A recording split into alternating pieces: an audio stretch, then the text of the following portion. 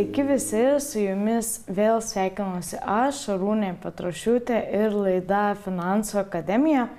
O šiandien svečiuose turime Gintarę, kuri pasidalins savo unikalią gyvenimo istoriją, kaip rado savyje stiprybės ir valios, ieškoti iš ko taupyti ir kam taupyti. Tai labas, Gintarė. Labas. Labai malonu, jog sutikai atvykti ir pasidalinti savo istoriją. Tai galbūt pradėkim nuo to, kokie iššūkiai gyvenime ir kokie tikslai galbūt lėmė tai, jog pradėjai ieškoti, kur surasti pinigų, iš kurių būtų galima taupyti. Tai tikriausiai natūraliai atėjo toks laikas gyvenime, kada norėjusi naujo būsto, artėjo tokios gyvenimo šventės kaip vestuvės. Visada norisi, žinoma, keliauti. Tai, tam reikia vėlgi pinigų. Tai mes tiesiog šių tikslų norėdami pasiekti ir pradėjom ieškoti variantų, kaip būtų galima sutaupyti ir iš ko visą tai įgyvendinti. Ir koks buvo tas kelias paieškos, nuo ko pradėjot? Mes pradėjom nuo to, kad reikėjo pirmiausiai pasižiūrėti, ką mes išleidžiam. Kam išleidžiam daugiausiai, įsivertinti, pasianalizuoti, kokios tos išlaidos galbūt yra tos, kurios nėra būtinos. Tai mes tiesiog Google Drive pasidarėm vieną bendrą Excelį, kuriame 4 mėnesius žymėjome savo išlaidas, jas skirstydami į kategorijas. Tai buvom išskyrę ten, pavyzdžiui, maistas, komunaliniai, pietus dienos, buitiniai kažkokie reikalai, pramogos, drabužiai ir tiesiog kiekvieną savo čekutį, kiekvieną išlaidą, nesvarbu, ar tai būtų 50 eurų, ar tai būtų 6 eurai, viską rašėmės ir žymėjomės. Ir tada po tų 4 mėnesių pamatėm tam tikras tendencijas, kad kadangi dirbome mieste, tai dažniausiai pietus valgydavom mieste. Prabangiai. Prabangiai, aišku, čia, kadangi tas planavimas mūsų prasidėjo prieš gerus 5 metus ir visa ta analizė, tai dar nebuvo tokie prabangus tie pietus, bet, jie vis tiek kainuodavo. Ir tada pasižiūrėjom, kad gal galim tada, pavyzdžiui, gamintis. Maisto išlaidos, aišku, irgi buvo tokios didesnės, galbūt vienos iš tų didesnių. Tai pagalvom apie tą variantą, kad gal pabandyti gamintis namie, neštis dienos pietus į darbą, juos tenai valgyti ir pasižiūrėti, kas bus tada. Tai čia tikriausiai ir buvo tas didžiausias iššūkis, kad pabandyti vieną kažkokį variantą ir kaip jisai veikia. Tai tuos pirmus 4 mėnesius tiesiog sąžiningai sekėt išlaidas, bet tuo metu kažkokių pokyčių dar neatlikot? Ne, neatlikom. Tiesiog gyvenom kaip gyvenom ir tiesiog po 4 maždaug mėnesių kažkokius sprendimus bandėm priimti. Matyti tendencijas, nes vis tiek mėnesiai skirtingi. Tai kas buvo tas sprendimas, kur nusprendėt, čia kerpam ir kerpam visiškai? Ko atsisakėt? Atsisakėm dienos pietų. Dienos pietų, nes tikrai pasižiūrėjom, kad kiekvienas tuo metu, čia prieš 5 metus reikėtų paminėti, mes išleisdavom maždaug kiekvienas po 100 eurų. Dabar gal tai atrodo maža suma, bet tuo metu pagal atlyginimus, pagal kainas tai buvo pakankamai tokia didelė. Tai per abu žmonės jau 200.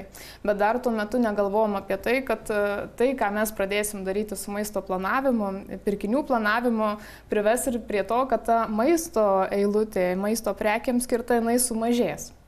Tai nukirpom tos pietus ir visai sėkmingai. Kitų neprireikė apkirpti. Ir kas daugiausiai kėlė iššūkių jau po to planuojant viską? Iššūkių tikriausiai daugiausiai kėlė tai, kad mums reikėjo daugiau gaminti. Ir atrodo, tada pradedi skaičiuoti porcijas ir supranti, kiek tau reiks visko pasidaryti, įsivertinti savo gyvenimo būdą, nes mūsų gyvenimo būdas būdavo toks, kad mes, ir dabar realiai ten būna išeini prieš 7 ir grįžti namo kitą kartą 9 valandą. Tai yra tokių dienų, tai tu supranti, kad tu kitą kartą gal nori grįžti namo ir ištiesti kojas, bet mes tiesiog priėmėm tokį metodą, kad ateinant naujai darbo savaitei, sekmadienį susėdam ir atsiverčiam savo darbo kalendorius, savo veiklas, kokios jos yra planuojamos Ir tada pasižiūrime, kada mes turim galimybę gaminti, kiek mums maisto reikės. Realiai mes skaičiuodavom viską porcijų ir tada jau darydavomės tą savaitės planą. Kas yra svarbu tikriausiai tai, kad aš mėgstu gaminti, tik tai kartais pritingiu, bet čia aš manau pas visus tas pats yra, ne? Bet čia yra milžiniškas pliusas, jeigu mėgsti gaminti. Taip. Nes taip pagalvojus, jeigu žmogus nemėgsta leisti laiko virtuvėje, tai turbūt daugiau iššūkių atsiranda. Tai vat, jūsų istorijos atveju sėkmingas bilietas ištrauktas. Taip, čia galbūt taip, dėl to gal ir priėmėm tą sprendimą, kad gamintis, nes yra tikrai žmonių, kurie turi alergiją virtuvėje ir dažniausiai nemėgsta to gaminimo proceso, mums jisai patikdavo, aišku, mes ten tikrai neplanuodavom patiekalų, kurie trunka pagaminti gal 2 valandas, ieškai ir tokių paprastesnių. Tai ir mes, kadangi mėgstam gaminti, mes turėdavom tokią, kaip aš vadinu, savo receptų knygą. Tai yra atsirinkę tam tikrus receptus. Ir mes tiesiog pas savaitės kiekvienos pradžioj susirašom patiekalus, kuriuos mes norim gaminti, juos pasiskirstom, kada mes tą darom ir rašomės tada jau pirkinių sąrašą pagal būtent tai, koks atrodo mūsų savaitės planas. Tai dabar pataisyk, kiek klystu, pirmiausiai sudarom planą. Maisto. Taip, jau meniu, taip sakant, tą paprasčiausią, bet po to dar įsivertinam ir kiek reikės pagaminti laiko ir kada bus gaminama. Kad nebūtų taip, jog pasirengėm planą, bet pagaminti laiko nebelieka, ne? Taip. Tada sudarom sąrašą. Taip. O sąrašas kažkaip ten specifikų kažkokių turit, kaip jau patį sąrašą susidarinėti. Nes aš galvoju, savo atveju, kiek man tenka pačiai daryti, tai po to parduotuvėje tarp skyrių skirtingų lakstau, ieškodama ir vėl grįždama. Tai gal sistemą kažkokią savo pavyko atrasti? Taip, iš pradžių neturėjom tos sistemos ir tiesiog rašydavomės sąrašą tiesiog, ne? Ir, kaip sakai, darydavom lygiai tą patį. Paskaitai tas, lygiai reikia į tą skyrių, nueini į tą skyrių, paskui nueini į kitą galą parduotuvės, matai, kad vėl reikia grįžti. Tai tiesiog patirtis privertė daryti tai, kad mes tą lapelį susiskirstydavom ir dabar tą patį darom: mėsos skyrius, pieno skyrius, daržovių skyrius ir kitą vadinam. Ir pagal tai tiesiog visus tos produktus susirašom ir tada labai yra paprasta. Reiškia, tu eini į pieno skyrių, susiperki, nueini į daržovės ir jau tas kita, tai būna dažniausiai kažkokius kitus ten skyrius, nežinau, makaronai, gal koks padažas, dar kažkas. Taip tu susitaupai to laiko šitoj vietoje ir tiesiog nesiblaškai po tą parduotuvę ir dažniausiai nieko nepamiršti, nes kartais pasimeti tame sąraše. O pats planavimas daug laiko sąnaudų pareikalauja? Iš pradžių, kai nebuvo tokios kaip patirties, tai mes netgi ant šaldytuvo rašydavomės tokį kaip valgiaraštį: pirmadienis pusryčiai tokie, pietus tokie, vakarienė tokie, arba keli variantai, jau iškart suplanuojant, reiškia, ką tu kada kaip gaminsi, nes kartais būdavo, kad dėl didelio užimtumo tu matai, kad, jeigu grįši 9 valandą, pavyzdžiui, 2 dienas iš eilės, tu tikriausiai nenorėsi gaminti, tai reiškia, 2 dienos prieš tu jau pasiruoši kelis patiekalus ir tada taip pat varijuoji ir gali pasirinkti. Bet jo, buvo tas iššūkis dėl nepasimetimo apskritai tame, ką mes darom, nes kartais būdavo tikrai tokių dienų, kada mes nežinom, ką mes veiksim ir labai sunku tada planuoti. Bet su laiku atėjo tas, kad dabar mes turim valgiaraštį savyje, kaip aš sakau, ir tai jau nebėra daug laiko susigalvoti, ką tu valgysi, tu tiesiog jau iš patirties, žinai, primeti laiko, kiek tau tai užtruks. Bet aišku, tikrai yra tokių dienų, kada nuvažiuoji į miestą, kada pavalgyti, nėra taip, čia gal skamba, kad mes viską tik tai gaminam pas save. Pagal eilutę. Taip, kad viskas pagal natą ir pavyksta, tai ne, tikrai būna visko. Bet tas, kaip sakant, planas pasidaryti preliminariai, ką tu valgai, jo laikytis, atitinkamai planuoti savo pirkinių maišelį, jisai mums tikrai padėjo susimažinti tas išlaidas ir iš tiesų naudos tikriausiai yra dar ir daugiau negu šitie du aspektai. Ir kiek kartų tenka apsilankyti parduotuvėje? Aš taip vis bandau save pastebėti, kokie yra mano įpročiai. Tai aš dabar jau taip irgi sąžiningai parduotuvę stengiuosi važiuoti vieną kartą, bet ne visada užtenka to vieno karto. Tai kaip yra jūsų atveju? Mūsų atveju irgi vieno karto neužtenka dažniausiai, nes vis tiek, jeigu planuojam savaitę, tai yra 7 dienos, yra greitai gendantys produktai, mėsa, pienas ar dar kažkas, tai mes dažniausiai per 2 kartus tą apsipirkimą padarom, nes dar būna kitas dalykas, kad ir labai nori viską susipirkti vienu metu, tam tikros, pavyzdžiui, prekės nebūna. Tai vis tiek vidury savaitės mes dažniausiai dar užsukam. Ir aišku, jeigu būna kažkokie neplanuoti vizitai ar pas draugus, ar reikia kažkokių ten užkandžių, ko mes namie, pavyzdžiui, neturim, nes neperkam, tai tada priverčia gal ir 3 kartą nueiti. Bet jeigu lygintumėm, kaip anksčiau būdavo, kai mes neplanuodavom, tai būdavo, kada tu gyveni šią dieną, kas yra šaldytuve, tą valgai, o paskui gale darbo dienos tu galvojam, gerai, gal pasidarom tą ar tą. Tai važiuojam į parduotuvę, realiai tu kiekvieną dieną beveik kartais važiuodavai į tą parduotuvę. Ir jeigu tau reikėdavo paprikos ir agurkų, pavyzdžiui, tai tu nusipirkdavai dar prie tos paprikos ir agurkų dar ir sulčių, sūrelį gal kokį šokoladą ir tada žiūrėk, tau iš tiesų reikėjo prekių už ten 3 eurus, o išleidai 10 eurų. Tai čia irgi yra vienas toks niuansas, kada tu nueini su tuo savo sąrašu į parduotuvę 2 kartus, ir tu labai tikslingai nesidairydamas į kitus skyrius, į tai, kas čia naujo yra, ar gal kas nors skanaus, susiperki ir išeini. Pavyksta išvengti nereikalingų pirkinių, nes man tai ne. Dažniausiai pavyksta ir mes, pavyzdžiui, pas mus niekada namie nebūna užkandžių, pas mus niekada nebus tikrai, kad mes patys pirktumėm kažkokių labai saldžių dalykų. Mes dažniausiai kitą kartą atrodo atsidarai šaldytuvą, kad nėra ką valgyti, bet iš tiesų tai yra dėl to, kad tenai prieskoniai dar kažkokie padažai, yra tam tikri dalykai, ką tu ir taip turi ir tau nereikia. Tu nusiperki tik tai tuos dalykus, kurie galbūt yra mėsa, ten pieno produktai, gendantys, greit sunaudojami ir panašiai. Tai tikrai pavyksta, bet čia vėlgi tai yra ir darbas su savim tikriausiai. Čia nėra taip, kad jeigu darysi šitą sistemą, tiesiog pagal natą, kad viskas pavyks. Reikia dirbti ir su savim ir bandyti praktikuoti ir paskui, kai jau tą praktiką pagauni, tai viskas gaunasi net natūraliai ir iš esmės. Ir lengviau turbūt su kiekvieno karto. Tai tampa įpročiu. Tai įpročius mums visada, bet kokius, yra labai sunku išsiugdyti, keisti.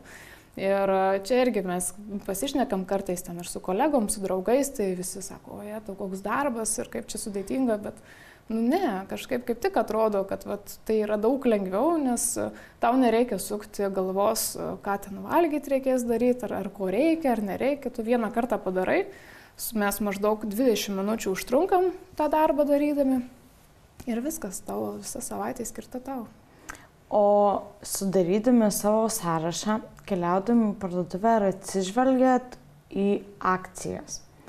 Kokiom maisto prekėm yra nuolaida, ar tiesiog jau pagal save pasiruošėt meniu, ar dar prieš tai peržvelgiat? Ko galima būtų tikėtis pigiau dar įsigyti ir dar daugiau sutaupyti pinigų? Ne, gal su akcijom aš taip pasakyčiau, kad niekada nevartom tų lankstinukų pašto dėžutėse, kam šią savaitę akcija, tiesiog gaminamės tai, ko norim tuo metu, ko norim, žiūrim, kad būtų racionas skirtingas, nebūtų vien tik tai ten, nežinau, kiauliena ar vien tik vištiena, tai žiūrim tai daugiau. Bulvės ir mėsa? Bulvės ir mėsa, bet kai nueinam į parduotuvę ir mums, pavyzdžiui, reikia sviesto, tai mes jau tada žiūrim, kam yra akcija. Tai mes gal taip darom daugiau. Daugiau vietoje reaguojat? Taip, vietoje tikrai.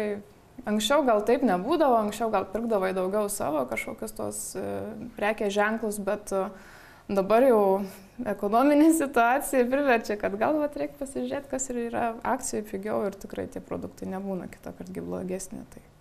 Tai dabar 5 metus jau. Taip. taikot, ar ne? Ir pirminis tikslas buvo sutaupyti vestuvėms. Taip. Ar pavyko? Pavyko. Vestuvės praėjo, kitas tikslas buvo Būstas. Būstai sutaupyti irgi? Irgi pavyko.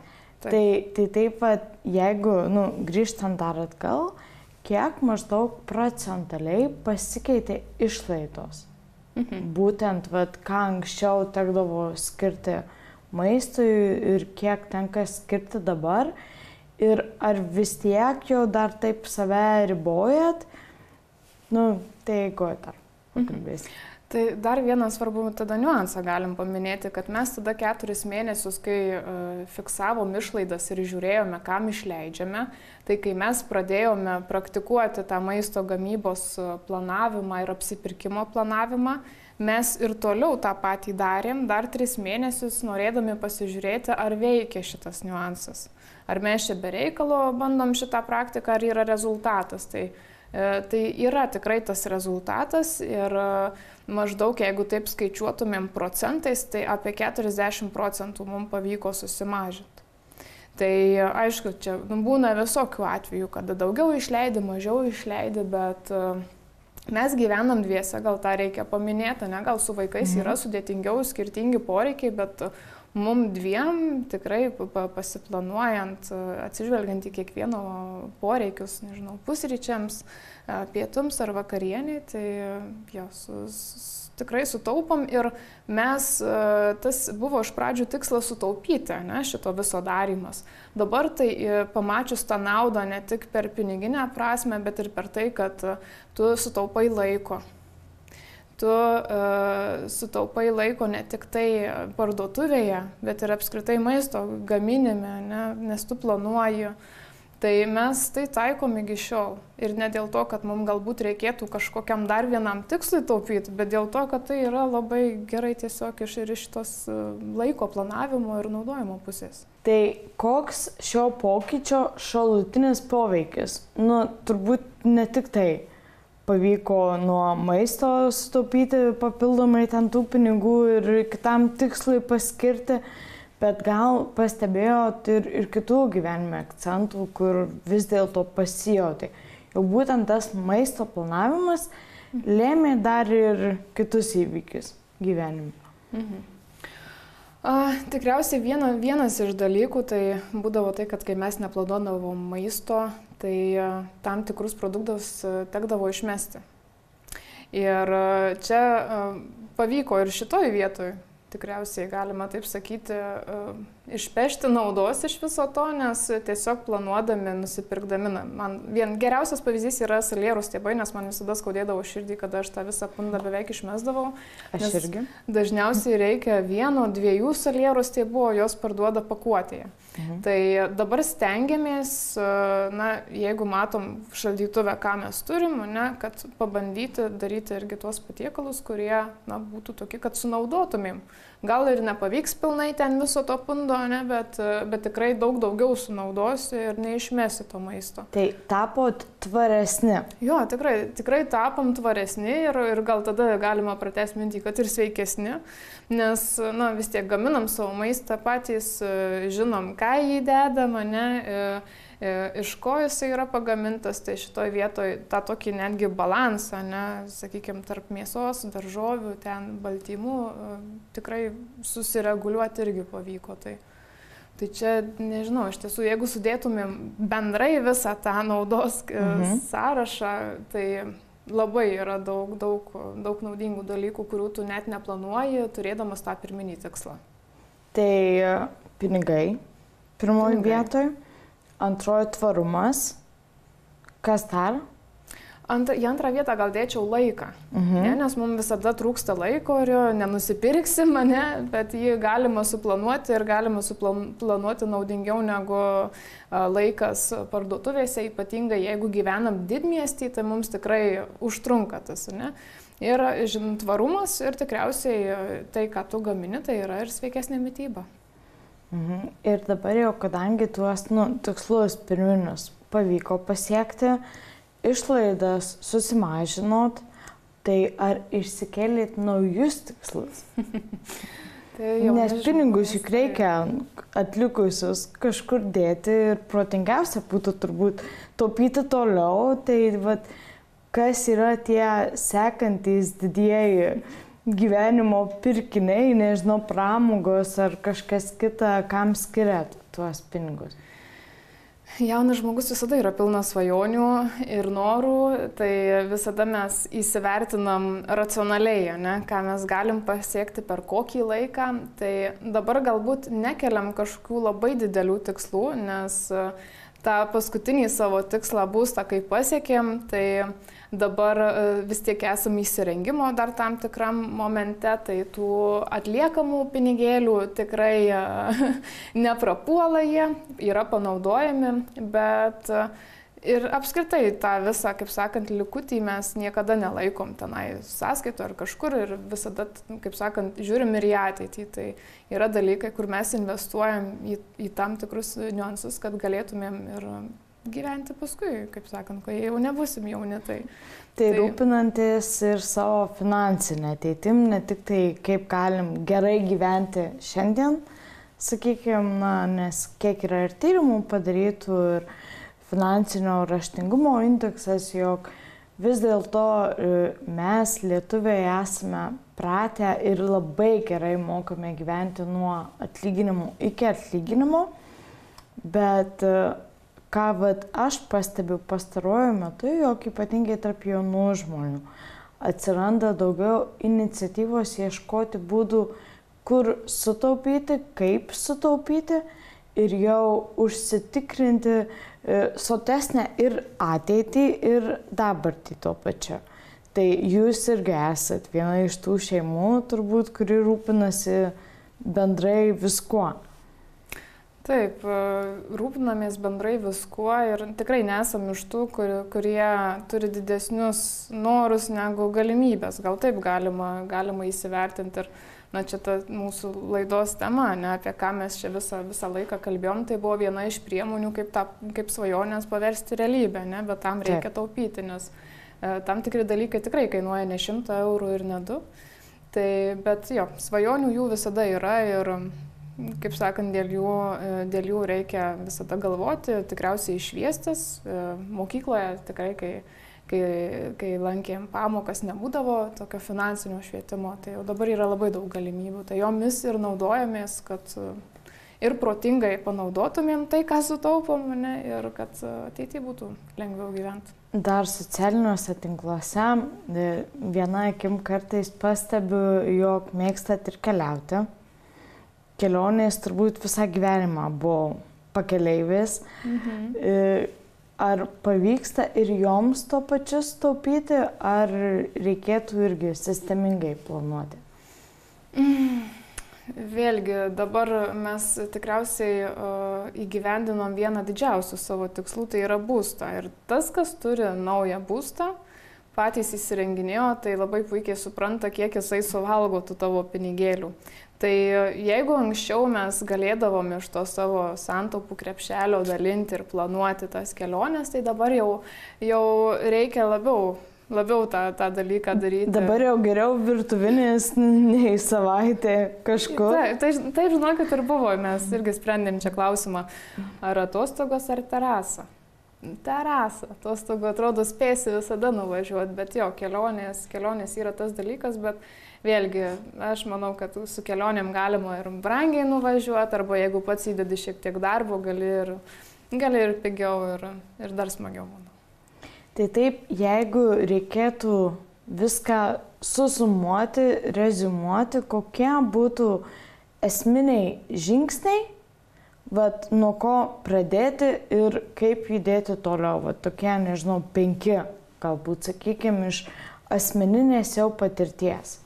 Tai pirmas būtų analizuoti savo išlaidas ir po tos analizės, kaip sakant, žiūrėti, kur galbūt mes per daug išlaidaujam. Jeigu tai yra maistas, kaip mūsų atveju, dienos pietus, tai tikriausiai būtų niuansai būtent susijęs su tuo. Ne? Tai maisto planavimas, galbūt pirkinių planavimas, jeigu tai yra pramogos, vėlgi įsivertinti, ko iš tiesų, ne? Kartais mes norim labiau, ne? Vat, kaip minėjau, ar kelionės, ar terasos. Antras būtų imtis veiksmų, atsižvelgiant į tai, kokias mes turim tas išlaidas. Bendrai tikriausiai, net nepaisant visų šitų abiejų punktų, visada yra gerai planuoti. Planuoti ne tik išlaidas, bet ir pajamas, aš taip manyčiau, įsivertinti realiai. Čia būtų kitas tikriausiai, tai, ką mes galim pasiekti, per kiek laiko galim pasiekti tas svajones. Ir įsivertinti tikriausiai tai, kai mes pasieksime tas svajones, kas bus tada. O kas yra sekantis žingsnis? Kas yra sekantis žingsnis ir, kaip sakant, ne, vat ir mūsų atveju, ne, jeigu mes įsigijam būstą, tai notarinės sutarties pasirašymas tai nereiškia, kad tai yra tavo vienintelės išlaidos, ne, tai yra planavimas toliau į tai, kokia ta tavo svajonė yra, ne, ar jinai daugiau reikalaus dar tavo išlaidų, ar kažkokia jau kitai svajoniai galėsi taupyti, tikriausiai tokie vat pagrindiniai žingsniai būtų. Ir kiekvienoje laidoje mes prašom savo pašnekovų pasidalinti tokiu auksiniu vienu ar keliais dar papildomais per gyvenimą surastais atradimais, kur galima būtų sukaupti, sutaupyti. Maistą jau žinom, bet galbūt yra kažkokių kitų vietų, kur jau taip pagelbėjo gyvenime ne vieną kartą. Tai pasidalink šią savo patirtimį. Vat dar trumpas mano tas gyvenimas yra, tai dar tokių auksinių niuansų dar tikriausiai nesu atradus. Bet to, ką mes šiandieną kalbėjom, bet reikia pagalvoti apie tai, kad tie pinigai, tos pajamos, kurios jos atsiranda, jos neatsiranda už tai, kad tu sėdi ant sofos, bet už tai, ką tu darai. Tai jaunas žmogus tuo pasižymi, kad jisai nori labai daug dalykų, bet visada atsiremiama yra į tai, kiek tu gauni ir už ką gauni. Tai kiekvienam tikriausiai tas piniginis klausimas yra svarbus ir kad tas krepšelis, iš kurio tu galėtum įgyvendinti svajonės, gyventi, planuoti ir galbūt neskaičiuoti kiekvieno ten to cento nuo atlyginimo, tai yra mūsų pačių veikla. Ką mes darom, kiek mes įdedam pastangų į tai, tai tikriausiai kiekvienam nuo savęs, nes pinigai tikrai tiek, kiek gyvenu, tai suprantu, kad tikrai nenukrenta iš dangaus ir ant medžių neauga. Tai būtent orientuotis į savo veiklą, ieškoti savo geriausios versijos ir, kaip sakant, ją naudoti tam, kad galėtum gyventi taip, kaip tu nori. Tai ačiū, Gintarė, kad išdrįsai pasidalinti savo istoriją. Tikrai buvo smagu ją išgirsti. O mūsų laidos žiūrovams labai norėčiau akcentuoti vieną esminį dalyką gyvenime, jog nepriklausomai nuo gaunamų pinigų kiekio gerai ir kokybiškai gyventi galime visi. Kas svarbiausia yra tai pinigų planavimas, kuris būtent ir padeda sutaupyti laiko, sutaupyti pinigų ir iš tų sutaupytų pinigų po to labai kokybiškai gyventi. O kai gauname daugiau pajamų, kai pakyla mūsų pajamos, patarimas būtų neskubėti iš karto gerinti savo gyvenimo kokybės, o pažiūrėti, paskirti tuos pinigus greitesniam finansinių tikslų pasiekimui ir jau po to išlikusių pinigų kažkiek investuoti į gyvenimo kokybės gerinimą. Vis dėlto viskas sukasi apie tai, jog gerai gyventi galime visi, tai to ir palinkėsiu ir dar kartą ačiū, jog apsilankei. Ačiū už kvietimą.